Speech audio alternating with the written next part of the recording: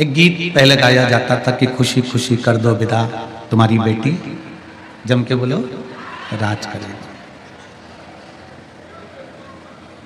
वहां बेटी को विदा करना बताया है, और यहां शिव महापुराण की कथा कहती है कि अभी तक आप अपना परिवार, अपना घर, अपने आप को स्वयं का समझते, पर शिव महापुराण की कथा कहती है, शिव महापुराण की कथा कहती है, भगवान शंकर का चरित्र कथा है, शिव तत्व कथा है। आप और हमको, आवाज बढ़वाइए, बाहर आवाज नहीं है, पब्लिक एलईडी बंद है क्या? आवाज नहीं आ रही है, वो बोल रहे हैं पीछे, यहां पर भी नहीं आ रही है, महाराज जी वगैरह बैठे यहां पर। शिव तत्व भगवान ओघड़दानी त्रिकालदर्शी कैलाशी, हम अपने परिवार को अपना समझ रहे हैं, जमीन जायदाद घर प्रॉपर्टी सबको अपना समझ रहे हैं। कल राजा सत्यकेतु का एक चरित्र अपन श्रवण करे थे, जिसमें राजा शिव के मंदिर में बैठकर भगवान शंकर के दरवाजे से दान देता है। अपने दरवाजे से उसने कभी चवन्नी नहीं दी, अठन्नी नहीं दी, 1 रुपया नहीं दिया, कभी अन्न नहीं दिया, कभी वस्त्र नहीं दिया, कभी आभूषण नहीं दिया, कुछ नहीं दिया। उस राजा सत्यकेतु ने भगवान के चौखट पर पहुंचकर, भगवान के दरवाजे पर पहुंचकर लौटाया।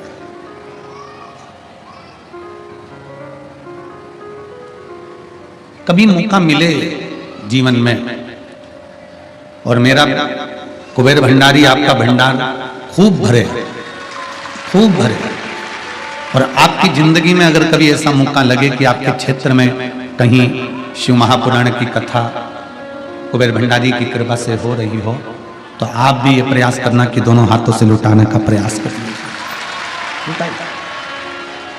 भूखे को भोजन, प्यासे को पानी, जय बाबा बर्फानी। शिव महापुराण का सबसे बड़ा तत्व ही यही है कि यहाँ जो आए वो खाए भी और खिलाए। शिव महापुराण का सबसे बड़ा लक्ष्य यही है कि जो यहाँ आए वो कथा सुने भी और सुनाए भी।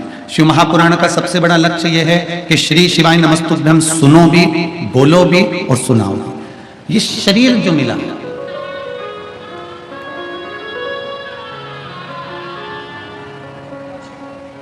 महाराज जी नाव में जब आप एक भैया इंटरव्यू जब ले रहे थे, क्या नाम था उनका, भव्य जी, जब इंटरव्यू ले रहे थे तो उन्होंने कहा कि आज के समय में इतने सारे कथाकार, नवयुवक लड़के बेटियां जुड़ते जा रहे हैं, कथा करते जा रहे हैं, आपका क्या कहना है?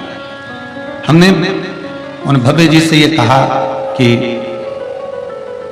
भगवान शंकर भगवान ने माता पार्वती को अमरनाथ की गुफा में बैठकर जब कथा श्रवण कराई, तो शिव जी ने पार्वती जी से सबसे पहला शब्द यही कहा था कि प्रत्येक घर में पति और पत्नी में एक कोई कथाकार होना चाहिए, कथा कहने वाला होना चाहिए। शंकर भगवान माता पार्वती जी को कथा कर रहे हैं, ये हमारा शास्त्र कहता है कि आपके घर में भी कोई घर का बुजुर्ग है, बड़ा है, कोई घर का बच्चा है। स्वयं कपिल देव जी महाराज तो मां देवहूति को ज्ञान उपदेश दे देते हैं। जरूरी नहीं है कि मित्र की बात ना सुने। देवलोक में भ्रमण करने वाले 2 मुनि हैं,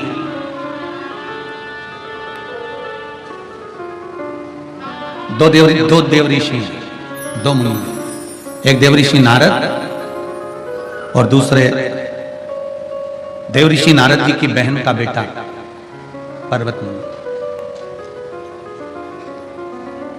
देव ऋषि नारद जी की बहन का नाम था ऋषिका। क्या नाम था? जम के बोलो जरा, ऋषिका। देव ऋषि नारद जी की एक बहन जिसका नाम था ऋषिका, और ऋषिका के पुत्र थे पर्वत मुनि। देवलोक में 2 ऋषि देव ऋषि कहलाए हैं, 2 मुनि देव मुनि कहलाए। एक देव ऋषि नारद और दूसरे देव ऋषि पर्वत मुनि, ये 2 हैं।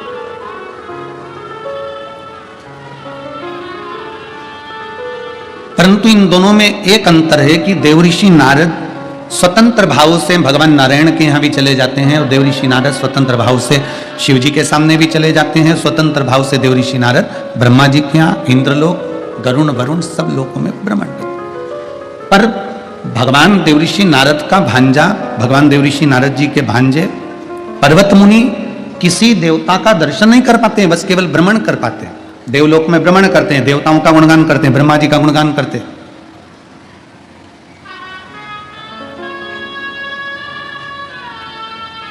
एक बार ऋषिका के मन में थोड़ा सा भाव उत्पन्न हो गया, ऋषिका की आंख में जल भर गया। अपने भाई देवऋषि नारद को भोजन के लिए आमंत्रित किया।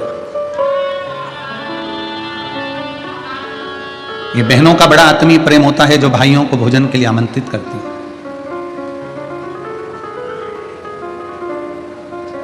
और बड़ी प्रसन्नता होती है जब कोई दिल से, हृदय से बहन अपने भाई को भोजन कराए, प्रेमवश प्रसादी पवावे, उससे बढ़कर कोई सुकून नहीं है। और फिर निवेदन करूंगा इस पवित्र व्यासपीठ के माध्यम से, काशी की इस पवित्र भूमि से, बहन भाई का संबंध धन और दौलत का नहीं होना चाहिए। बहन भाई का संबंध केवल प्रेम का होना चाहिए। बहन अपने भाई से रक्षाबंधन पर कुछ लेने की आशा ना रखे और भाई अपनी बहन को रक्षाबंधन पर यह विचार कर ना जाए कि मैं कम दूंगा। यह विचार कर जाना कि मेरे को भगवान ने अगर दिया है तो मैं मेरी बहन के दरवाजे पर खूब लुटा कर आऊंगा जिससे मेरा बाबा देगा। बहन बेटी को देने से, गौ माता को देने से, संत ब्राह्मण को देने से और भगवान शंकर को देने से कभी नहीं घटता, वो बढ़ता ही चले जाता। बहन बेटी को देने से कभी नहीं घटेगा। तुम्हारे घर में बहन बेटी आई है, आप उसको कुछ दे रहे हो, ये विचार ना करिए कि कुछ घटने वाला है, बढ़ेगा। तुम्हारे घर की एक दशा देखिएगा, घर में बेटा जन्म लेता है और घर में बेटी जन्म लेती है। घर में बेटा जन्म लेता है तो तुम्हारी स्थिति इतनी नहीं सुधर सकती, पर घर में अगर बेटी ने जन्म ले लिया तो बाप की स्थिति सुधरना प्रारंभ हो जाती है, बाप आगे बढ़ना प्रारंभ हो जाता है। बहन बेटी को देने से कभी नहीं घटा। गौ माता को देने से, गाय की एक रोटी निकालने से, गौ माता के लिए कुछ देने से कभी नहीं घटा। हाँ, ये जरूर है कि आज के जमाने में जो गाय माता की रोटी बनती थी वो गौ माता के मुख तक नहीं पहुंच पाती।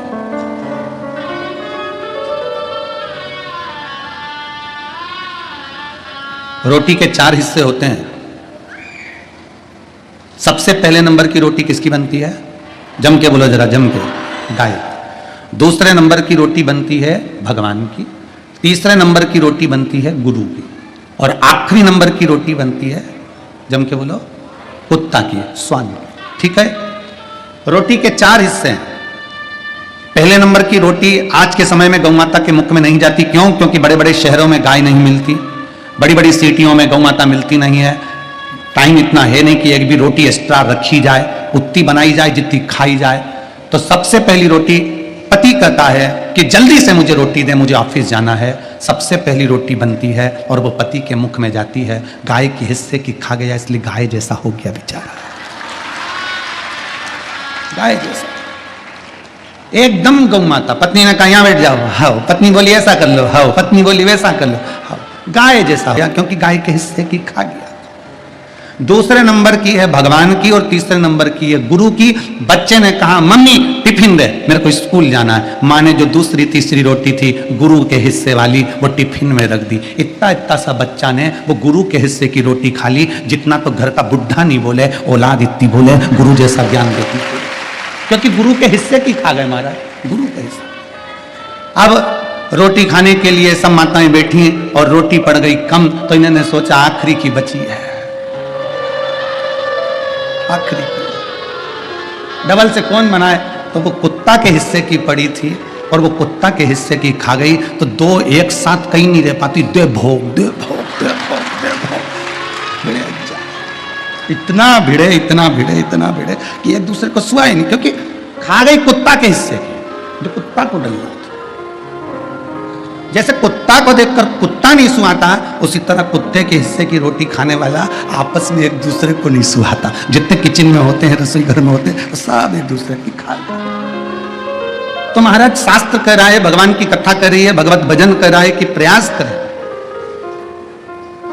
बहन भाई से आस लगा करना बैठे कि ये कुछ देगा, पर भाई का नियम है कि वो बहन को देकर आए, वो बहन के दरवाजे पर जाए देकर आए। ऋषिका ने अपने भाई देवऋषि नारद को बुलाया भोजन करने के लिए, क्योंकि मन में कुछ दशा, कुछ मन में क्षुब्धता थी, कुछ मन में विचार चल रहे थे, किससे पूछा जाए, किससे कहा जाए। महाराज कुर्म पुराण का ये चरित्र वर्णन करता है, कुर्म पुराण का ये पावन चरित्र कहता है कि जैसे ही ऋषिका के दरवाजे पर देवऋषि नारद जाने लगे, जाते जाते देवऋषि नारद जब आ रहे थे तो भगवान नारायण ने देखा कि आज देवऋषि नारद बड़े उमंग में, बड़े उत्साह में जा रहे हैं। बहन के दरवाजे पर मुंह उतार कर मत जाओ, परमात्मा के दरवाजे पर मुंह उतार कर मत जाओ, गौ माता को रोटी डालने के लिए, रोटी देने के लिए जाओ तो मुंह उतार कर मत जाओ, और संत ब्राह्मण साधु के पास जाओ तो मुख उतार कर मत जाओ। तुम्हारे चेहरे की प्रसन्नता होना चाहिए। तो बहन बेटी भी आशीर्वाद देती है, गौ माता भी आशीर्वाद देती है, संत ब्राह्मण भी आशीर्वाद देते हैं, और परमात्मा भी आशीर्वाद देता है। अपने चेहरे को भगवान ने मुस्कुराने के लिए केवल मनुष्य को मुस्कुराहट दी है। कभी माथे में रहने वाली जूं निकाल के देखना हंसती है क्या? कभी देखिए। कभी किसी मच्छर को पकड़ कर देखना, उससे कहना हंस, मच्छर मुस्कुराएगा? जम के बोलो जरा। खटमल निकालो चारपाई में से और उसको संभाल के रख के बोलो हंस, हंसेगा? झिंगुर, इल्ली, पतंगा, कीट, कोई नहीं हंसने वाला। हंसने की तो केवल भगवान ने एक को दिया है, मनुष्य को, कि दुनिया में जो काम बल से नहीं होगा वो तेरी स्माइल से हो जाएगा, वो तेरी प्रसन्नता से होगा। तुम मुस्कुरा लो। जो दुनिया का काम बल से नहीं हो सकता, ताकत से नहीं हो सकता, वो एक स्माइल से हो जाता है, वो मुस्कुराहट से हो जाता है। तुम खुद देखो, एक प्रैक्टिकल करो। रेलवे स्टेशन पर तुम जाओगी ना, जाने पर तुम्हारे पास में सामान ज्यादा रहे ना, अगर तुम किसी को चिल्ला के कह दोगे ए उठा के मेरी इसमें ट्रेन में रख दे, वो नहीं रखेगा, पर सिर पे पल्लू लेके एक बार ऐसा हेल्प कर दोगे। इतनी मुस्कुरा के बोली सामने वाला, कौन सी सीट पे रखना है, कौन सी सीट है, प्रसन्न। स्माइल देने से सामान उठ जाता है, स्माइल देने से प्रसन्नता में यदि कोई काम हो जाता है तो बल से, अति प्रबलता से या दमधारी से जो काम नहीं होता वो आपकी एक स्माइल, आपकी एक मुस्कुराहट कर देती है। एक मुस्कुराहट। पत्नी से कह दो गुस्से में, मैं तो थक कर आया हूं, दिन भर काम करता हूं, जा एक चाय बना के ला। पत्नी कह देगी तुम्हारे बाप के नौकर नहीं है? तुम थक के आए तो हमने क्या झक मारी है? बैठ, हमने भी तो काम किया है, हम भी तो लगे रहे। सवेरे तुम उठते नहीं हो, तुम 8 बजे उठते हो, हम सवेरे 5 बजे उठ के झाड़ू पोछा बर्तन भांडा सब कर कर बच्चों को स्कल्ट बनाना, टिफिन भेजना, ये करना वो करना सब करा। तुमसे ज्यादा काम मैंने करा। पत्नी भी बैठ जा सोफे पे रिमोट लेके, मैं तो सीओर वाले महाराज को सुन रही, तुम जाओ बनाओ, जा। और अगर पति आया दुकान से, ऑफिस से, और बड़े मुस्कुराकर प्रेम से कह दे, प्रेम से बड़ी मुस्कुराकर कह दे, बहुत प्रसन्नता में कह दे, जा जरा चाय बना दे और तेरे लिए भी बना के ले आना, आज तेरे से मुझे 2-4 बातें करनी है। पत्नी कहेगी कौन सी बात है, तो जोरदार जी इतनी प्रेम से बोला, इतनी प्रेम से बोला, बात कौन सी रह गई है? अब ये ऊपर जितने बैठे सब बाबा बैठे, इनके तो संपट पड़ेगी नहीं ये कथा। अब ये बाबा वो के तो पल्ले पड़ने वाली ये कथा है नहीं, क्योंकि ये बाबा वो से बड़े बाबा जो नीचे बैठे हुए हैं, ये बाबाओं की कथा चल रही है। जरा प्रेम से बोल दिया चाय बना के ला, 2 कप चाय बना के लाई, साथ में खारिया बिस्कुट मठरी सब लेके आई और रख दी टेबल पे। बड़ी मुस्कुराते हुए उसने चाय बनाई, चाय भी इतनी प्रसन्नता से बनाई कि पीने वाला और प्रसन्न हो जाए। ये प्रसन्नता जीवन की सुख दे जाती है। ये मुस्कुराते रहिए, देव ऋषि नारद अपनी बहन के दरवाजे पर जा रहे हैं तो मुस्कुराते हुए जा रहे हैं, और बड़े मुस्कुराते मुस्कुराते जा रहे थे। तो नारद जी जाते जाते भगवान विष्णु ने लक्ष्मी जी से कहा आज बड़ा मुस्कुरा रहा है। नारद बहुत कम मुस्कुराता है परंतु आज मुस्कुरा रहा है, जरा पूछें नारद जी से। नारायण शेष सैया पे से उठ गए, लक्ष्मी जी को साथ लेकर पहुंच गए देव ऋषि नारद के सामने। हमेशा नारद भगवान के सामने आते थे, आज नारद के सामने भगवान आ गए।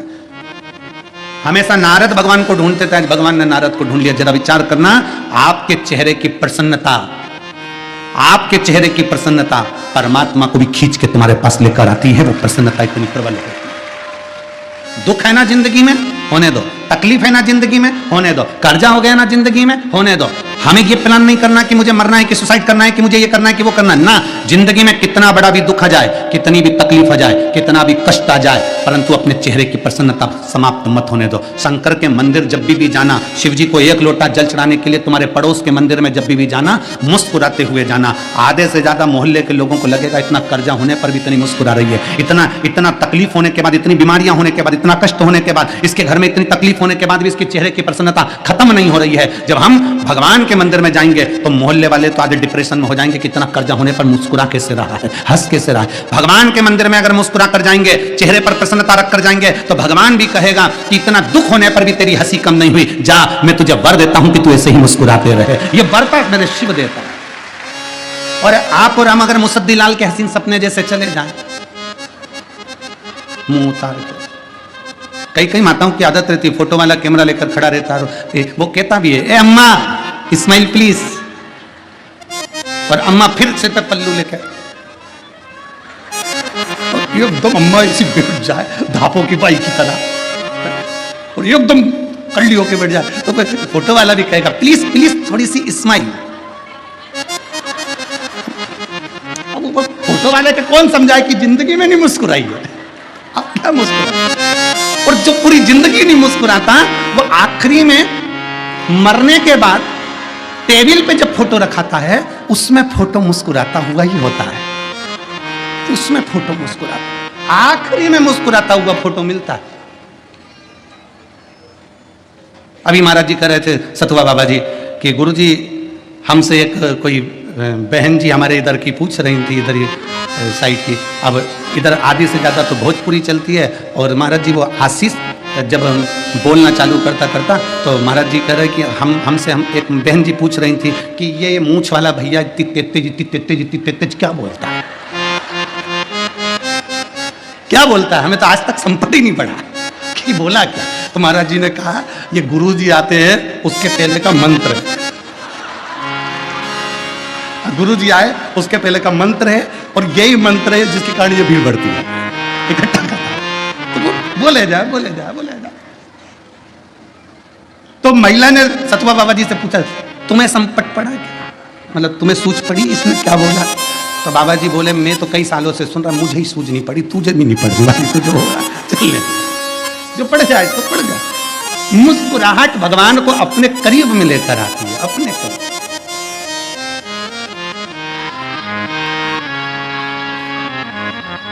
मरने के बाद मुस्कुराए फोटो में तो क्या मतलब है।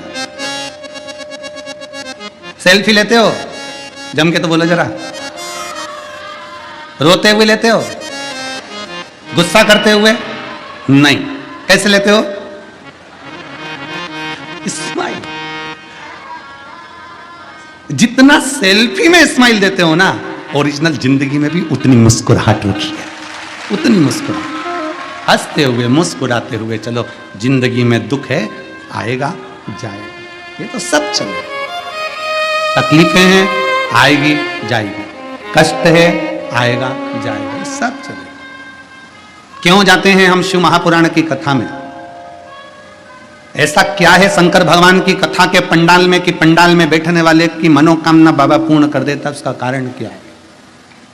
बड़े से बड़ा वीआईपी भी इस पावन कथा के पंडाल में सोता है, बैठता है, मांग कर खा लेता है और 7 दिन अपनी जिंदगी जी लेता है। क्या है पंडाल में, उसका केवल एक कारण है, हम अपना घर छोड़कर, परिवार छोड़कर 7 दिन बाबा के पंडाल में बैठते हैं। मतलब जैसे एक लड़की के 7 फेरे होते हैं और वो अपने पति की हो जाती है, उसी तरह ये आत्मा 7 दिन की कथा में भोलेनाथ की हो जाती है। अब हमारा कुछ भी नहीं है। लड़की के 7 फेरे हुए, पति की जवाबदारी बढ़ गई। खाना उसको खिलाना है, लेकर उसको जाना है, लाना उसको है, परिवार का भरण पोषण पति को करना है। पति को परमेश्वर कहते हैं क्योंकि वो संभालेगा। अब इसको लेकर चले गया, 7 फेरे होते से ही लड़की उसकी हो गई है, लड़की उसकी। और छठा जो फेरा होता है, छठे फेरे को हमारे सनातन धर्म में उलट पटे का फेरा कहते हैं। इधर का हमको नहीं मालूम काशी साइड का, पर हमारे यहाँ छठे नंबर का जो फेरा होता है उसको उलट पटे का फेरा कहते हैं। उलट पटे का मतलब लड़की अभी तक दाएं बैठी थी, अब लड़की बाएं बैठेगी। पाटले को बदल दिया जाता है, फेरे को बदल दिया जाता है, पलट दिया जाता है, उसको उलट पटे का फेरा कहते हैं। इसलिए 7 दिन की कथा में छठे दिन की कथा उलट पटे के फेरे के रूप में होती है कि अब अपने मन को पलट कर परमात्मा को दे दो, अब वो संभालेगा। अब तुम्हारा नहीं है, अब तुम्हारा कुछ भी नहीं, अब सब बाबा भोलेनाथ का है, विश्वनाथ का है। क्यों परमात्मा कथा के मंडप में रहने वालों को, कथा के पंडाल में कथा सुनने वालों को क्यों परमात्मा इतना दे देता है? उसमें क्या है ऐसा कि पंडाल में रहने वाले को 3 महीने में बाबा दे देता है, पंडाल में बैठकर कथा सुनने वाले को भोले भंडारी इतना भंडार भर देता है? उसका कारण केवल इतना है कि हम बाबा के आश्रित होकर यहाँ रहते हैं, बाबा के भरोसे रहते हैं। तो बाबा भी सोच लेता है जब ये मेरे भरोसे हो गया है तो अब मुझे संभालना पड़ेगा, इसको खुशी देना ही पड़ेगा। महाराज जी वो निधि बिटिया की यहाँ कथा करी थी काशी में। उनकी एक बहन के घर में 14 साल हो गए थे, संतान नहीं थी। वो निधि बिटिया ने कहा कि गुरुजी मेरे बहन के घर इसी काशी की कथा की संतान नहीं है। हमने उस बिटिया से कहा कि तुम्हारी बहन से कह दो कि दामाद और बेटी दोनों पंडाल में बैठकर कथा सुने, पड़े रहें, पंडाल में रुके, पंडाल में खाएं, तुम्हारा कोई संबंध नहीं, 7 दिन पड़े रहने दो पंडाल में। आज वो निधि बिटिया की बहन के घर में 14 साल के बाद औलाद खेल रही है। ये शिव की कृपा। अगर वो बच्चा आया हो ना तो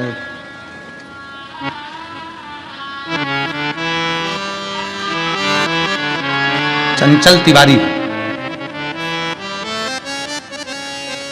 सामने घाट शिवजी नगर लंका वाराणसी की रहने वाली है।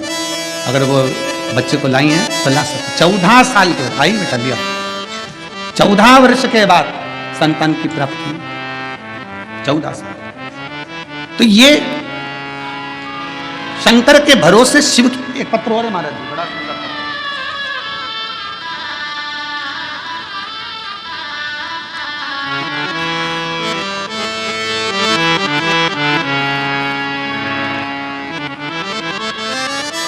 चंचल तिवारी, सामने घाट शिवाजी नगर लंका वाराणसी की रहने वाली है, जिनके यहाँ बाबा ने 14 वर्ष के बाद संतान। दूसरा पत्र है, मैं वाराणसी की निवासी हूँ, हुकुलगंज में रहती हूँ। वाराणसी में हुकुलगंज में रहती हूँ। मेरी बेटी शिखा गुप्ता, कहीं बैठी हो तो हाथ हिला सकती हैं। मैं हुकुलगंज में रहती हूँ। मेरी बेटी शिखा गुप्ता के पेट में अचानक दर्द उठा। मेरी बेटी 8 साल की है। दर्द इतना भयानक था कि दर्द सहन नहीं हो पा रहा था। कहीं बैठी हो तो एक बेलपत्री लेने के लिए आ सकती हैं। बेटी शिखा गुप्ता वाराणसी से हैं, हुकुलगंज में रहती हैं। अगर कहीं बैठी हो तो बेलपत्र लेने के लिए आ सकती हैं। अगर बैठी हो तो हाथ हिला सकती हैं। कहीं पर बैठी हो तो हाथ हिला सकती हैं। आई हैं, कैमरे में दिख रही हैं? हाँ ठीक है, दिख गए हो। हाथ हिला दो बेटा। आ जाओ, एक बेलपत्र ले जाना। आ जाओ बेटी, आ जाइए, आ जाओ। मैं वाराणसी की निवासी हूँ, हुकुलगंज में रहती हूँ। बेटी शिखा गुप्ता के पेट में अचानक दर्द उठा। दर्द इतना भयानक था कि समझ में नहीं आया। 2 से 3 डॉक्टरों को दिखाया था, लेकिन उनसे भी आराम नहीं मिला। जब हमने अल्ट्रासाउंड कराया तो उसमें पता चला कि ये जो बीमारी है 100 में से किसी 1-2 बच्चे को होती है। आ जाओ, आप आ जाओ, आ जाओ बेटा, आ जाइए, ले आओ, ले आओ।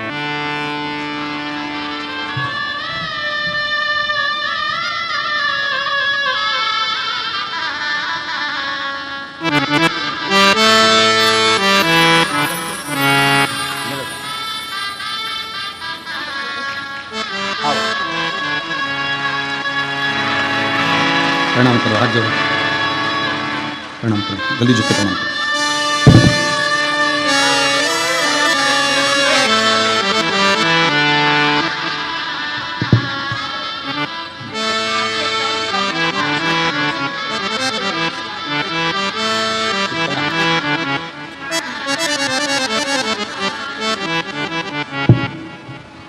डॉक्टर को दिखाया तो बताया कि 100 में से किसी एक दो बच्चे को यह बीमारी होती है। बच्ची की किडनी ऊपर नीचे है और आपकी बच्ची को अल्ट्रासाउंड में आया कि लीवर के पास में 7 गठाने हो गई हैं।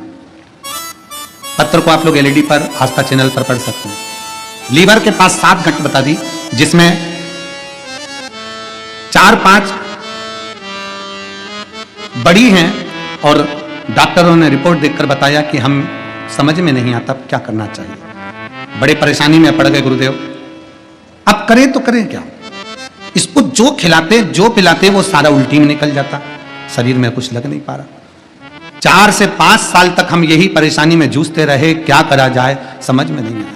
तब आखिरी में आपकी कथा श्रवण करना प्रारंभ करा और कथा श्रवण करने के माध्यम से शंकर पर चढ़े हुए जल को पीने का क्या महत्व होता है और एक बेलपत्री खाने का क्या महत्व होता है हमारे पास के पड़ोसी ने बताया। हमने उनके कहने पर बेटी को मंदिर ले जाना प्रारंभ करा, जल चढ़ाते पिलाते, बेलपत्री खिलाते, नंदी के पास बिठाकर श्री शिवाय नमस्तुभ्यम बुलवाते और हमारे ही पड़ोसी सीहोर गए, वहां से रुद्राक्ष लेकर आ गए। उस रुद्राक्ष को तांबे के कलश में गला देते, बेटी को जल चढ़वा के शिव जी को बेटी को पिला देते। गुरुदेव कई सालों से ये चल रहा था और बाबा की ऐसी कृपा हुई गुरुदेव, 1.5 महीने के बाद हमने फिर वापस अल्ट्रासाउंड कराया। अल्ट्रासाउंड कराने पर मालूम पड़ा कि डॉक्टर ने कह दिया कि आपकी बेटी के जो 7 गठान थी वो पूरी की पूरी गठाने गल चुकी हैं, अब शरीर में एक भी गठान नहीं। हम बाबा को यहाँ प्रणाम करने के लिए आए हैं। मेरी बेटी 8 साल की है, बाबा की कृपा से अब वो ठीक है। शिव तत्व इसी को कहते हैं, शंकर ओघड़ी इसी को कहते हैं। पंडाल में बैठने पर क्या देगा, कैसे देगा, किस तरह से देगा, ये उसके ऊपर निर्भर करता है, ये उसके ऊपर निर्भर करता है। हम तो बाबा के भरोसे चलते हैं, हम तो बाबा के भरोसे चलते हैं। ये दुनिया वाले जलते हैं, ये दुनिया वाले जलते हैं, हम तो बाबा के भरोसे चलते हैं। आप शिव के आश्रित हो जाओ। 7 फेरे होने के बाद बेटी अपने पति पर आश्रित हो जाती है, उसी तरह 7 दिन की शिव महापुराण की कथा सुनने के बाद आप शंकर पर आश्रित हो जाओ। मेरा सारा सुख दुख मेरे भोलेनाथ, मेरे विषय बोलबम का नारा है, सारी समस्या का हल। आप उस पर आश्रित हो जाओ। मन उसका, ये उसके ऊपर निर्भर करेगा कि वो क्या देता है, कैसे देता है, किस तरह देता है। ये हमारे ऊपर निर्भर नहीं है। हम जब उसके ऊपर सब कुछ छोड़ देंगे, मुस्कुराहट चेहरे की भगवान को भी खींच कर ले आती है, मुस्कुराहट चेहरे की पराये को भी अपना बना लेती है, मुस्कुराहट चेहरे की बेरी को भी अपना बना लेती है और मुस्कुराहट चेहरे की डूबती नैया को भी पार लगा देती है। वो चेहरे की मुस्कुराहट आपके भीतर होना चाहिए।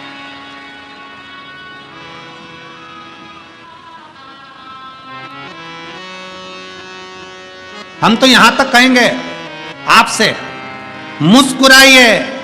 आप काशी में आए हैं, मुस्कुराइए।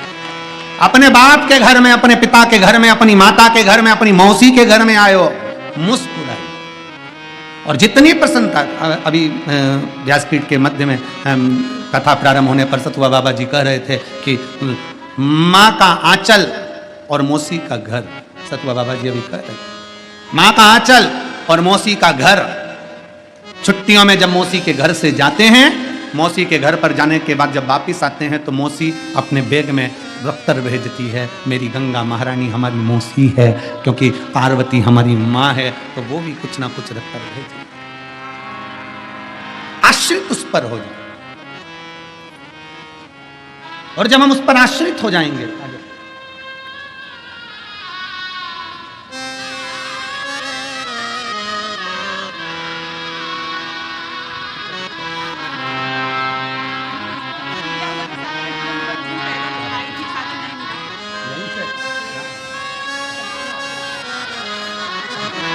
यही वो बच्ची है जिससे यही वो बच्ची है जिसको 7 गठाने हो गई थी लीवर किडनी के पास में, और शिवजी पे चढ़ा हुआ जल और बेलपत्र का वो फल मिला कि अल्ट्रासाउंड दूसरी बार कराया तो सारी गठाने गल चुकी थी। ये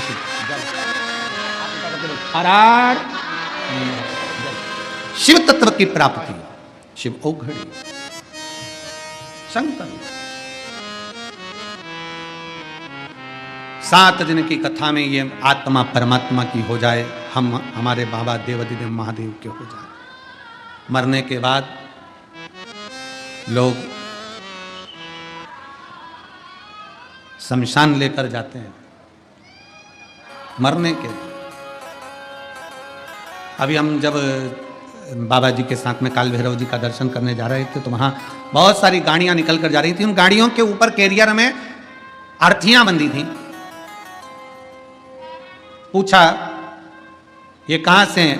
कोई बहुत दूर से आ रही है, कोई 150 किलोमीटर दूर से, कोई 200 किलोमीटर दूर से। हमने पूछा वहां से यहाँ? तो कहा कि महाराज जी यहाँ पर लोग अर्थियां लाते हैं, बॉडी लाते हैं, अंतिम संस्कार गंगा जी के घाट पर काशी में करते हैं मुक्ति के लिए, मोक्ष के लिए। शिव महापुराण की कथा में हम भी आपसे कहेंगे लोग मरने के बाद आपको काशी लाएं, उससे अच्छा है जीते जी एक बार काशी जरूर आए। मरने के बाद की गारंटी हमारी नहीं है, क्योंकि हमने स्वर्ग नहीं देखा और ना हमने नरक देखा।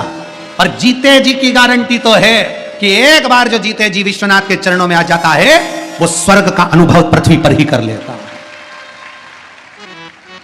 इतना अनुभव पृथ्वी पर कर लेगा कि मैं बाबा विश्वनाथ की धरा से आया हूं, बाबा के चरणों से होकर आया हूं, मैं विश्वनाथ जी की धरा से मां गंगा का स्नान कर कर आया हूं। मेरे बाबा ने मुझे बहुत खुशियां दी है। यहां से जाने पर मेरी जितनी जीजियां, जितने मेरे जीजा, जितनी बेटियां, जितने मेरे बेटा, जितनी मेरी माताएं बैठी हैं, मैं आपसे निवेदन करूंगा यहां से जाने के बाद अपने घर पर जब जाओ इतने प्रसन्न दिखना कि घर के लोगों के मन में भी आ जाए ऐसा कौन सा कुबेर का खजाना लेकर आ गई कि ये काशी से आने के बाद इतनी मुस्कुराने लगे।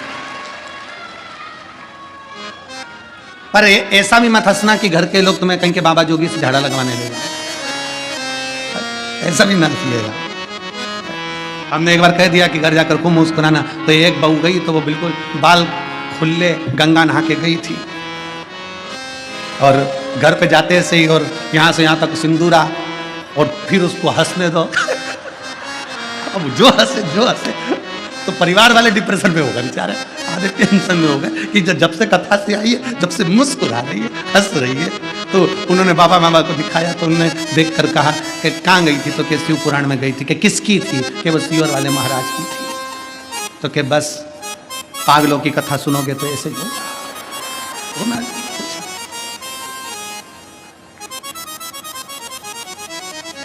अरे मिलती है शिव नाम की दौलत कभी कभी, होती है अपनी काशी में शिव पुराण कभी कभी।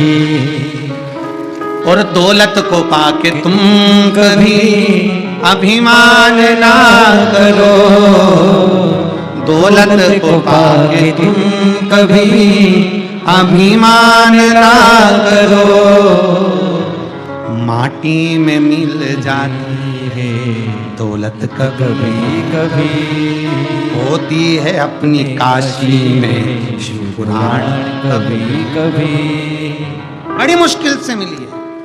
और काया को पाके तुम कभी अभिमान ना करो, काया को पाके तुम कभी अभिमान ना करो।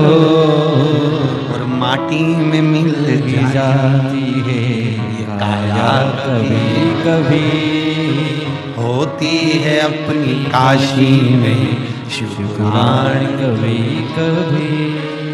बड़ी मुश्किल से मिली है। और बेटों को पाके तुम कभी अभिमान ना करो, बेटों को पाके तुम कभी अभिमान ना करो।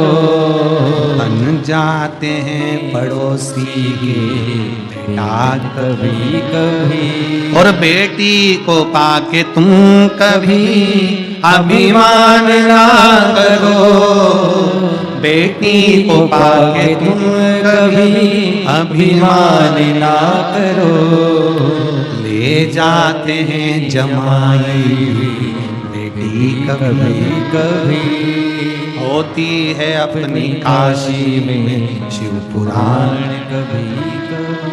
ना जाने कौन से भाग्य कौन से पुण्य आपके और हमारे हुए होंगे जो काशी विश्वनाथ की धरा पर आपको कथा नहीं सुनना थी, वो तो मेरे विश्वनाथ बाबा को सुनना थी तो करवाएंगे, उनको सुनना थी। इसलिए सतुआ बाबा जी ने जगह भी ऐसी चुनी कि सामने विश्वनाथ हैं और इधर शिव पुराण की कथा। सामने बैठे बाबा सुने,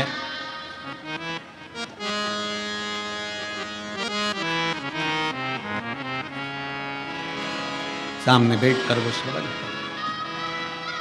और इत शिव पुराण है उत विश्वनाथ है और बीच में गंगा बहे धीरे धीरे। ये शिव की उदारता है, ये शंकर भगवान की उदारता है, ये मेरे शिव भगवान की, मेरे विश्वनाथ की उदारता है, ये उनकी करुणा है। जो विठलेश सेवा समिति ये तीसरे ज्योतिर्लिंग की कथा का रसतत्व ग्रहण करा रही है, ये भगवान शंकर की उदारता के बिना हो नहीं सकता, ये हो नहीं सकता। पहली ओमकारेश्वर, दूसरी पहली महाकालेश्वर, दूसरी ओमकारेश्वर, तीसरी विश्वनाथ। 12 ज्योतिर्लिंग का जो नियम लिया है समिति ने, उसको पूर्ण कराने वाला कोई दूसरा नहीं है। पूर्ण भी मेरा शंभू ही कराएगा, मेरा शंकर ही कराएगा, कराने वाला।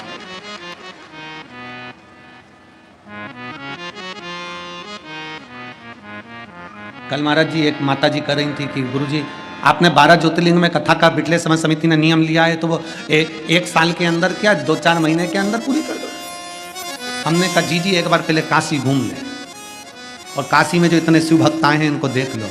एक कथा करवाने में और एक कथा की व्यवस्था करने में सबको आना रहना, प्रसाद, ये वो सारी व्यवस्था, लाइट, पानी, विद्युत विभाग, ये विभाग, PWD विभाग, सारे विभागों को देखना, फिर व्यवस्था करना। वो तो यहाँ सतुआ बाबा जी थे और भगवान विश्वनाथ की कृपा थी, तो ये बाबा की कृपा से कथा हो गई। और मैं यहाँ के SSP, ASP, कलेक्टर, IG, यहाँ के SDM, कमिश्नर आदि सारे सबको, यहाँ का एक एक पुलिस बल, यहाँ का एक एक कर्मचारी, सबको साधुवाद देता हूँ जिन्होंने खूब मेहनत करी इस कथा को सफल बनाने के, खूब मेहनत करी। एक एक पुलिस कर्मचारी भूखा भूखा रहकर खड़ा रहा, कई बार समय नहीं मिल पाया। और मेरा ये निवेदन, आपने अभी तक सेवा करी है विश्वनाथ बाबा की, आपने अभी तक सेवा करी है माँ गंगा की, पहली बार आपको मौका मिला है शिव पुराण की सेवा करने का। ये मेरे बाबा का वो धाम है, वो आनंद है कि मेरा बाबा आपको भी खाली नहीं छोड़ेगा, कुछ ना कुछ देगा जरूर। सेवा का क्रम है आपका, खूब मेहनत करी आप लोगों ने, खूब। चिकित्सा विभाग लगा रहा, पूरी रात से अनाउंसमेंट में बाई और अम्मा मेरी जीजियां चिल्ला रही, कमलेश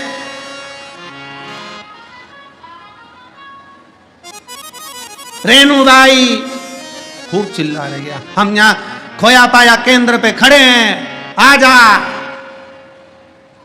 मैंने भोले बाबा जी से कहा, बारे विश्वनाथ तूने बड़ी कृपा करी, तेरी नगरी में आकर लोग खो जाएं, इससे खुशी की बात और क्या हो सकती है। कितनी खुशी की बात है, तेरी नगरी में आकर खो गए। हम तेरी दुनिया में आकर खो गए, हम तेरी दुनिया में आकर खो गए, कर ना पाए हरि भजन और सो गए, कर ना पाए हरि भजन और सो गए। कम से कम तुम विश्वनाथ जी, दुनिया में आकर लोग खा पी के सो जाते हैं, पर विश्वनाथ जी की धरा में आने के बाद कम से कम तुम बाबा विश्वनाथ में खो तो गए। कमलेश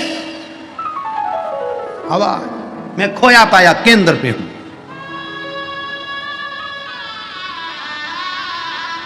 तुम्हारी आवाज सुन के तो विश्वनाथ भी रात भर नहीं सोए होंगे, सीवर वाले महाराज को तो जाने दो। महाराज जी पूरी रात चिल्लाए तो आवाज, और सीवर वाले महाराज को जाने दो। पंडाल में जितनी बैठी होंगी 3-4 बार तो उठ के देख ली, कौन चिल्लाया, तो कौन चिल्लाया, पूरी देखे।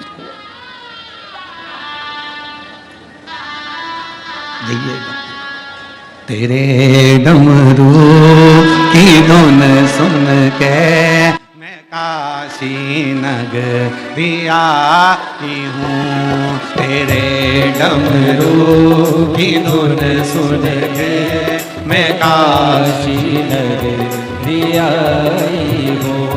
तेरे डमरू की धुन सुन के मैं काशी नगरी आई हूँ। तेरे डमरू की धुन सुन के मैं काशी नगरी आई हूँ। मैं काशी नगरी आई हूँ। मैं काशी नगरी आई हूँ। मैं काशी नगरी आई हो, मैं काशी नगरी आई हूँ। मैं काशी नगरी आई हूँ। मैं काशी नगरी आई हूँ। मैं काशी नगरी आई हो, मैं काशी नगरी आई हूँ। मेरे भोले हो बम बोले मैं काशी नगरी आई हूँ। मेरे भोले हो बम भोले मैं काशी नगरी आई हूँ। शंभो।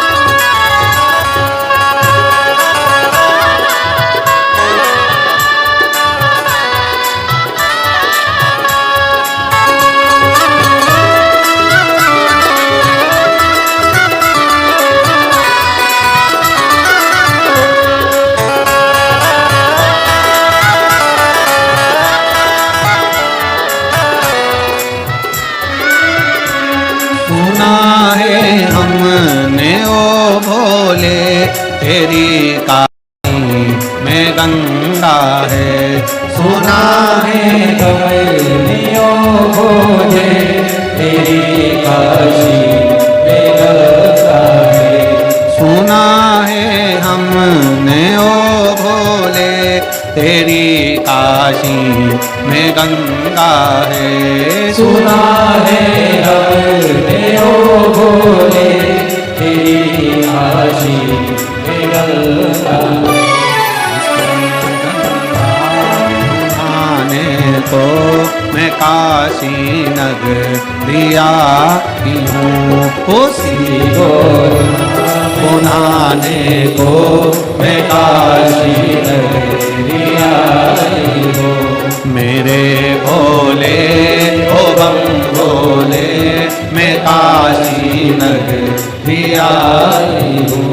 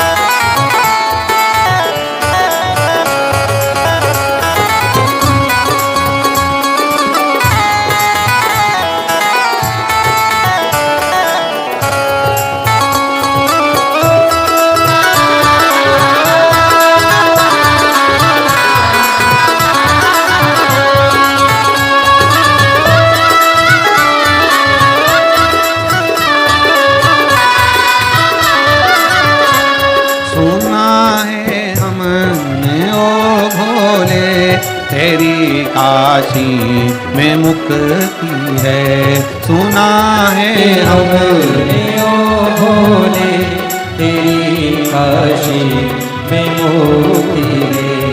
सुना है हमने ओ भोले, तेरी काशी में मुक्ति है। सुना है हमने ओ भोले, तेरी काशी में मुक्ति। उसी मोती को पाने को मैं काशी नगरी आई हूँ। उसी मोती को पाने को मैं काशी नगरी आई हूँ। मेरे भोले ओ बम भोले, मैं काशी नगरी आई हूँ। मेरे भोले ओ बम भोले, मैं काशी नगरी आई हूँ। समो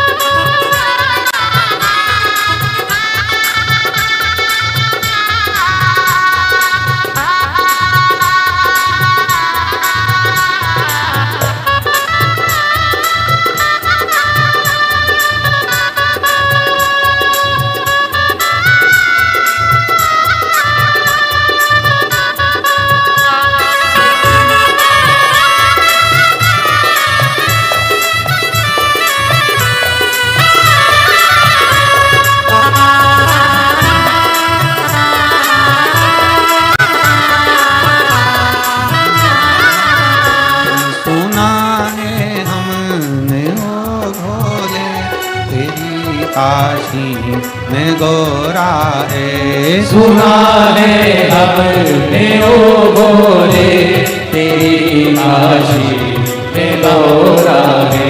सुना है हमने ओ भोले तेरी काशी में गौरा है। सुना है हमने ओ भोले तेरी काशी में गौरा है। राधो पाने को मैं काशी नगरी आई हूँ, उसी को राधो पाने को मैं काशी नगरी आई हूँ। ओ बम भोले मैं काशी नगरी आई हूँ। मेरे भोले ओ बम भोले मैं काशी नगरी आई हूँ। ओ बम भोले मैं काशी नगरी आई हूँ। मेरे भोले ओ बम भोले मैं काशी नगरी आई हर हूँ। हर महादेव। देव है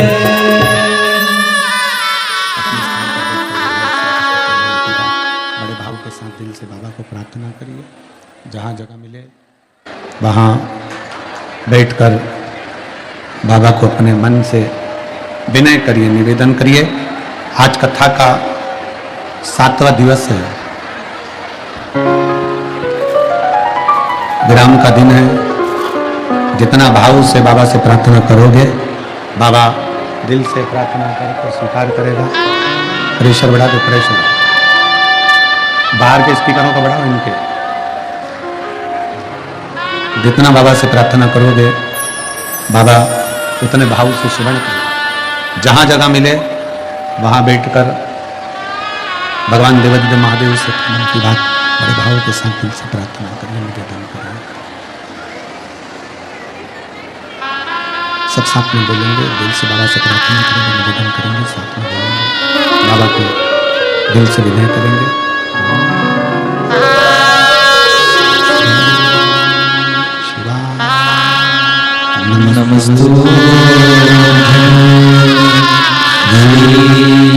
शिवाय नमस्तु शिवाय नमस्तु शिवाय नमस्तु शिवाय नमस्तु भोला दुख काटो ओ भोला सब दुख काटो मारा। शिव शंकर जपो तेरी माला, बाबा जपो तेरी माला। भोला सब दुख काटो मारा ओ भोला सब दुख काटो मारा। देश है मंगल मंगलकारी, देश है मंगल मंगलकारी। शमशान वासी हमारा, शमशान वासी हमारा। ओ भोला सब दुख काटो मारा, ओ भोला सब दुख काटो मारा। भगवान देवादिदेव महादेव का चरित्र कथा है, श्री महापुराण की कथा वर्णन कर रही है। देवऋषि नारद अपनी बहन ऋषिका के घर में जा रहे हैं भोजन के लिए। बीच में भगवान श्री नारायण उनकी प्रसन्नता देखकर उनके पास चले। अभी कथा में कहा कि आपके चेहरे की प्रसन्नता परमात्मा को खींच कर आपके पास लेकर आ जाए।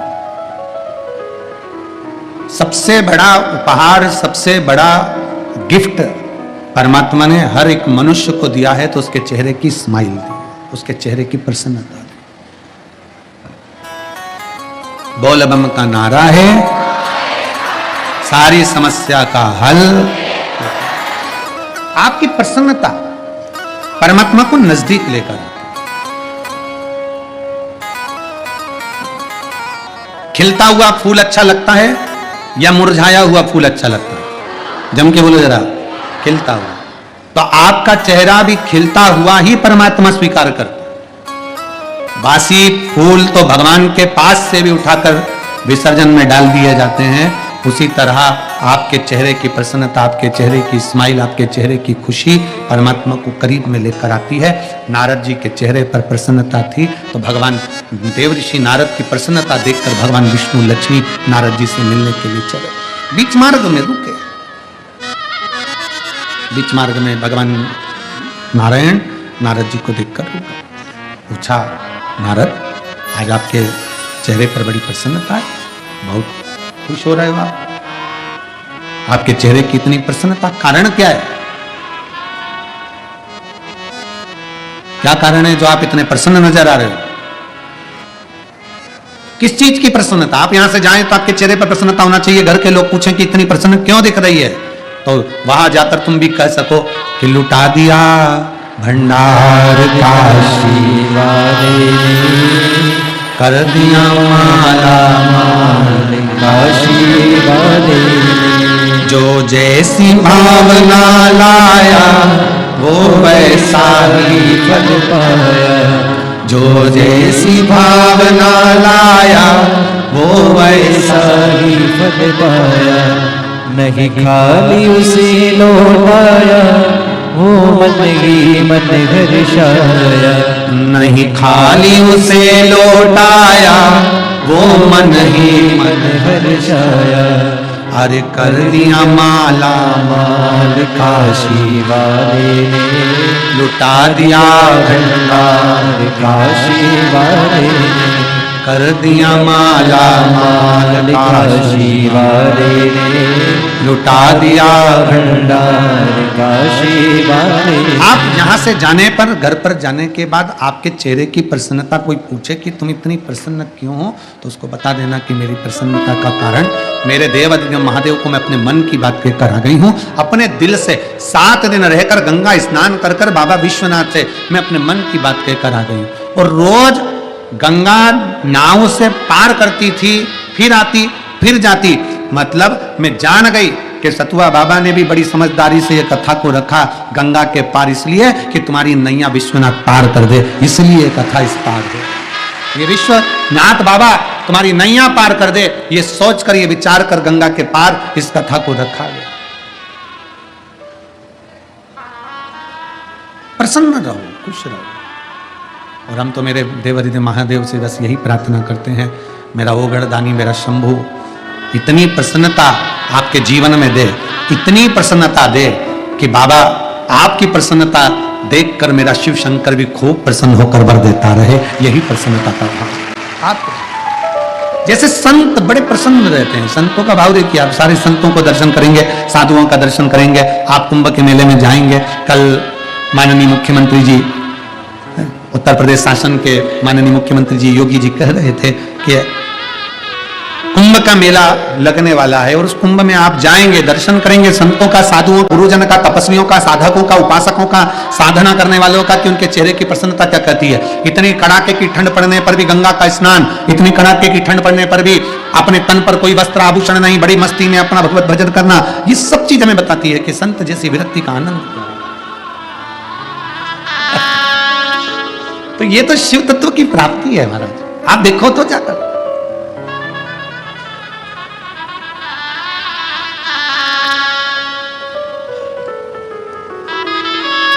कुंभ के मेले में जाओगे कि ना जाओगे?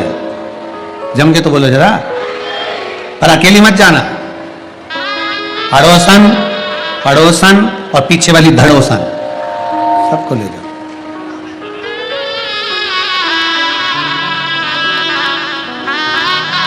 सतुआ बाबा जी का कहना है, एक कथा प्रयाग में भी 7 दिन की होना चाहिए।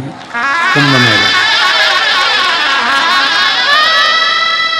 ये सब इतने समझदार हैं, फिर ये पहले नहीं जाएंगे, जब कथा होगी ना तभी जाएंगे। तो ये तैयारी करके बैठ जाएंगे क्योंकि अभी तक प्रयाग में कथा माघ मेले में 1 दिन, 2 दिन, 3 दिन मिली है, 7 दिन अभी तक प्रयागवासियों को भी शिव महापुराण की कथा नहीं मिली 7 दिन। तो ये कथा हो तो 7 दिन की सतुआ बाबा जी का कहना है, जो भी तारीख होगी आपको घोषणा करेंगे। तो फिर आप एक काम करना, आप और हम सब प्रयाग के मेले में 7 दिन की कथा का लाभ लें। हर हर पर बाबा जी से निवेदन है, यहाँ जितने पंडाल लगे हैं उससे थोड़ा और बड़े बड़े और पंडाल लगे, जिससे शिव भक्त कथा का लाभ लें। क्योंकि अब इन सबको मालूम पड़ गया है तो ये कुंभ के मेले में तभी जाएंगे जब शिव पुराण की कथा हो। तो ये विचार करके बैठे, त्रिवेणी का स्नान और शिव महापुराण और दोनों का संगम। अब अभी ये स्थिति है तो वहां की थोड़ा सोचना, स्थिति विचार और संभालेंगे। विश्वनाथ ये भी पाएंगे, ये भी तो पूछेंगे। तो बाबा विश्वनाथ स्वयं आके संभाले और बड़े भाव से प्रयागराज की धरा पर भी 7 दिन की कथा कुंभ मेले में होगी, उसकी सूचना हम आपको दे देंगे कथाओं के माध्यम से। और अब ठंड चालू हो गई है, इसलिए आप लोगों से एक निवेदन है। सिरपुर की कथा 1 तारीख से 7 तारीख तक है, फिर मेरठ की कथा 15 तारीख से 21 तारीख तक है। जो रात्रि विश्राम करने वाले रहते हैं उनसे निवेदन है, थोड़ा ठंड का ओढ़ने का बिछाने का साथ लेकर चला करो। थोड़े से गुड़ के लड्डू अच्छे बढ़िया जोरदार, बादाम बादाम पीस के और अच्छे सब मिलू के बनाओ, तुम भी खाओ और हमको भी खिलाओ और बड़े प्रेम से भगवान की कथा सुनते जाओ। तो अपनी ठंड की व्यवस्था भी अब थोड़ा, कथाएं जो आगे हैं 1 तारीख से 7 तारीख तक सिरपुर में 1 बजे से 4 बजे तक कथा होगी, उसका भी स्मरण करें। आज तो ये कथा विराम हो जाएगी।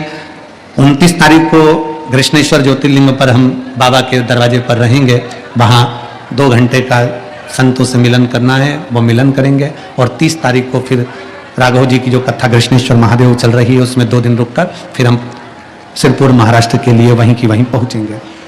बड़े भावों से कथा का लाभ ले रहे हैं। चेहरे की प्रसन्नता कम मत हो। भगवान नारायण और माता लक्ष्मी थोड़ी मिठास करिए, इसको थोड़ा मीठा करिए, मीठा करो उसको। प्लेन प्लेन हो रहा है पूरा। चेहरे की प्रसन्नता कम ना होने दे। भगवान नारायण माता लक्ष्मी जी ने पूछा, देवऋषि नारद आप इतने प्रसन्न क्यों हैं? जब आप खुश दिखेंगे तो सामने वाला पूछेगा क्यों खुश हैं? तो लुटा दिया कर दिया माला। चेहरे की प्रसन्नता क्यों है वो पूछें। एक पत्र है, मेरा नाम पीहू सोनी है, कहीं बैठी हो तो हाथ हिला सकती हूं। मेरा नाम पीहू सोनी है, मैं मंगारी बाजार बाबतपुर वाराणसी से हूं, कहीं बैठी हो तो हाथ हिला सकती हैं। मेरा नाम पीहू सोनी है, मैं मंगारी बाजार बाबतपुर वाराणसी से हूं। मेरे भाई का नाम अभिनव सेठ है। गुरुजी, मेरा जब 1 साल का भाई था तब उसे रात में 2 बजे बुखार आया। रात में 2 बजे जब बुखार आया तो उसके सर पर बुखार चढ़ गया और उससे झटके आना प्रारंभ हो गए। हम लोगों को कुछ समझ नहीं आ रहा था कि ये क्या हो गया। मम्मी पापा तुरंत भाई को हॉस्पिटल लेकर गए। फिर वो ठीक हो गया, लेकिन उसके शरीर का विकास रुक गया। अपने समय से 1-2 साल पीछे हो गया। वो जो बच्चा जैसा होता है उसके जैसा वो नहीं है। और गुरुदेव, कमजोरी भी शरीर में इतनी हो गई कि चलना बैठना उठना खाना पीना कुछ नहीं हो सकता, एक जगह पर पड़ा रहता। 2022 में दिसंबर में मेरी बुआ हमारे घर पर आई और उन्होंने देखकर कहा कि ये बच्चा इतना कमजोर क्यों हो रहा है, कारण क्या है? तो कहा इसको झटके आए थे और झटके आने के बाद कोई दवाई ऐसी ले ली जिसके कारण इसका शरीर पूरा शिथिल हो गया, जमीन पर सोया रहता, बैठना उठना चलना कुछ नहीं। करें क्या? तब मेरी बुआ जी ने कहा कि शिवलिंग पर जल चढ़ाओ, 1 लोटा जल चढ़ाकर इस बच्चे को पिलाओ, धीरे धीरे ठीक होगा। वो सियोर वाला महाराज कथा करता है, टीवी चैनल पर आती है, आस्था चैनल पर, उस कथा को सुनो। तब मेरी मम्मी पापा हम सब ने कथा सुनना प्रारंभ करा। बच्चे को लेकर हम शंकर के मंदिर में जाते, जल चढ़ाकर बच्चे को पिलाते। डॉक्टर ने तो कहा था ये बच्चा ऐसा ही रहेगा, पर आज बाबा की कृपा से हमारे घर का बच्चा चलने भी लगा, फिरने भी लगा और समझने भी लगा। मैं बाबा को यहाँ प्रणाम करने के लिए आए हूँ। अगर बच्चा आया हो तो उसको ला सकते हैं। बच्चा आया है? हाथ हिलाओ। नहीं आया है? चलिए हाथ हिला दो। आ जाओ, एक बेलपत्र ले जाना। श्री शिवाय नमस्ते। शिव तत्व की प्राप्ति क्या दिया, कैसे दिया मेरे बाबा ने, हमको नहीं मालूम, पर यह पक्का है कि 7 दिन की शिव महापुराण की कथा जो बाबा विश्वनाथ की धरा पर मां गंगा के तट पर जैसा आप प्रसन्नता देकर जाओगे, वैसी प्रसन्नता मेरा बाबा तुम्हारे घर पर जाकर तुम्हें प्रदान कर दे। वो प्रसन्नता मन में क्लेश लेकर, मन में अशांति लेकर, मन में विघ्न लेकर, मन में असंतोष लेकर हम अपने घर को ना जावें, अपना चेहरा उतार कर हम अपने घर को ना जावें। मेरे बाप के घर से, मेरे पिता के घर से, मेरे विश्वनाथ के घर से जाना तो जैसे एक बेटी मायके से जब ससुराल पहुंचती है तो उसके चेहरे की चमक होती है, वैसे ही विश्वनाथ की धरा से तुम्हारे चेहरे की चमक होना चाहिए। हम जो बोएंगे वो हम काटेंगे। हम अगर प्रसन्न होकर अगर यहां से जा रहे हैं तो मेरा बाबा भी तुमको प्रसन्नता का भाव रखेगा। भीतर से दिल दुखा कर नहीं, हृदय को अशांत कर कर नहीं, बड़ी खुशी के साथ जाते, बड़ी खुशी के साथ जाइए। वो देने वाला देता है। बाबा विश्वनाथ की कृपा होती है। बाबा विश्वनाथ करुणा करता है, दयालु है वो, दातार है वो, करुणा सागर है वो। देवऋषि नारद, आप इतने मुस्कुरा क्यों रहे हो? देवऋषि नारद, तुम्हारे चेहरे पर इतनी प्रसन्नता क्यों है? कारण क्या है तुम्हारी प्रसन्नता का? क्यों प्रसन्न? नारद जी कह रहे हैं, आज पहली बार मेरी बहन ऋषिका ने मुझे भोजन करने के लिए बुलाया है। अब जरा विचार करिएगा, बहन के दरवाजे पर, संत के दरवाजे पर, गुरुजन के दरवाजे पर, परमात्मा के दरवाजे पर या किसी तीर्थ में जाना तो अपने चेहरे को प्रसन्न कर कर जाना कि मैं अपनी बहन के घर जा रहा हूं। प्रसन्नता है सतगुरु के यहां।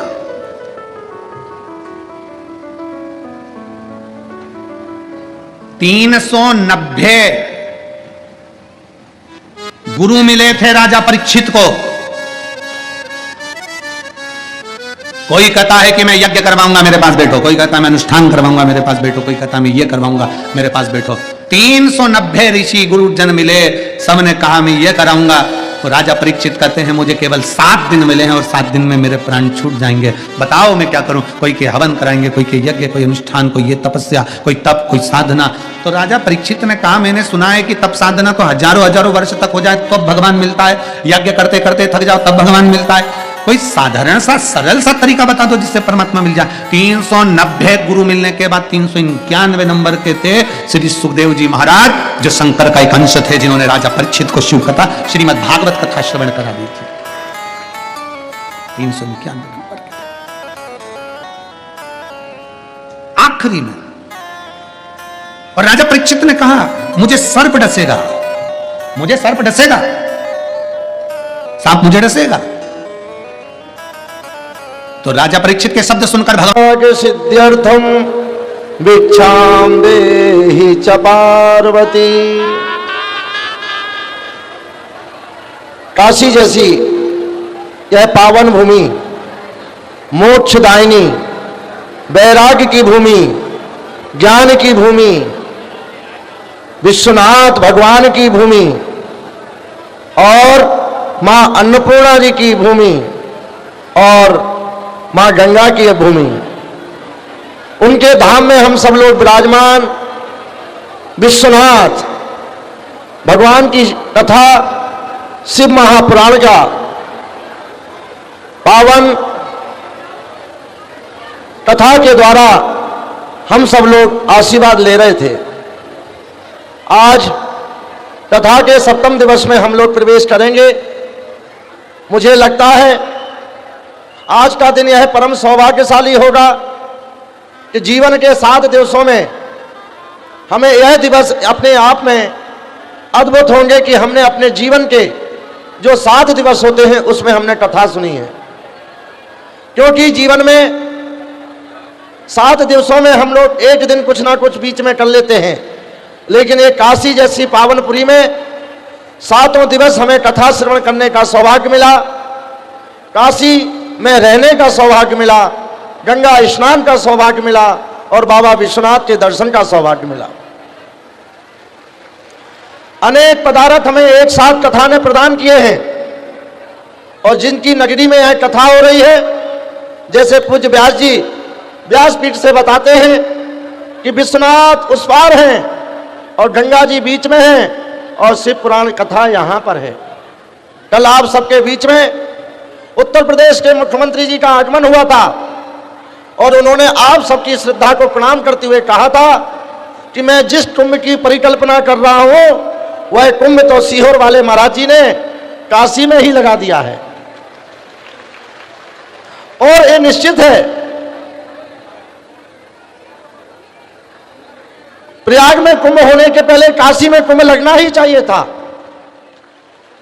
क्योंकि ये बाबा विश्वनाथ की नगरी है, काल भैरव भगवान की नगरी है और मां अन्नपूर्णा की नगरी है। और कल जिन्होंने महाराज जी ने व्यासपीठ से बताया कि जिसको मां हम गंगा कहते हैं वो तो हमारी मौसी है, और मौसी के घर तो जब छुट्टी हो जाती है, पढ़ाई बंद हो जाती है, संसार के बंधनों से मुक्त हो जाते हैं, तो सारे बच्चे कहते हैं कि अब हम मौसी के यहाँ जाएंगे, वहां आनंद करेंगे।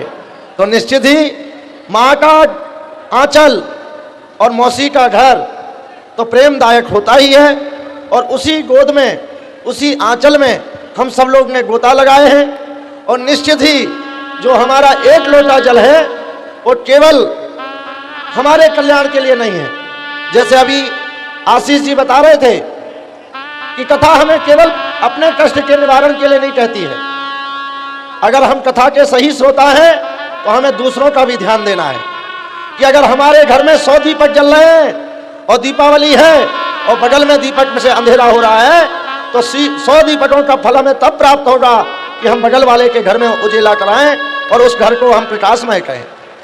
हम एक कह के छोड़ दें तो उसके भाग्य हैं, उसके कष्ट के लिए भाग्य हैं। तो निश्चित ही आज जो इतनी हॉस्पिटल और इतने बने होते नहीं बनते, हमें सबका ध्यान रखना है, सबको अपने जैसा देखना है, यही कथा सिखाती है।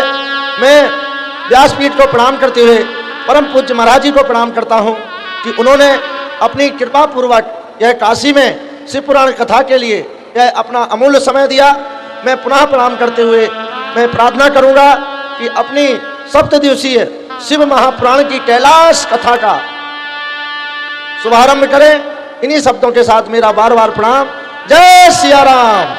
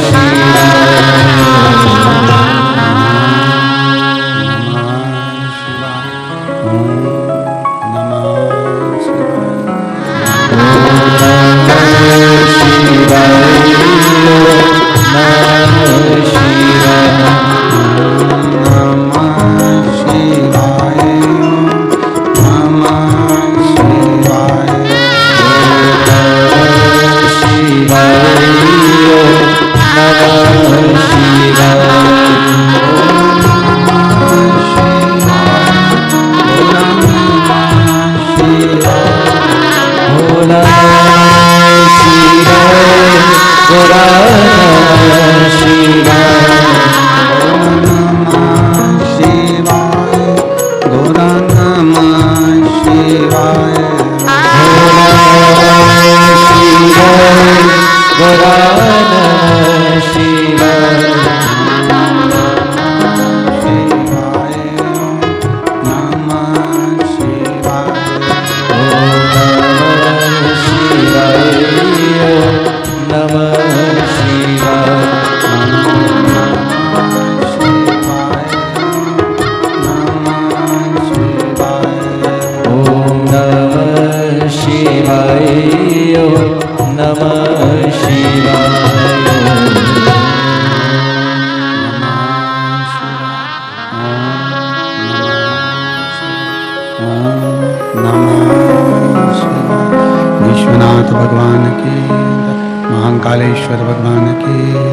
ओंकारेश्वर भगवान की काल भैरव भगवान की अन्नपूर्णा माता की गंगा माता की कुबेरेश्वर महादेव की जय। हर हर महादेव हर हर महादेव हर हर महादेव हर। ओगरदानी त्रिकालदर्शी कैलाशी विनाशी भगवान शिव जिनकी पुनीत पावन शिव महापुराण की कथा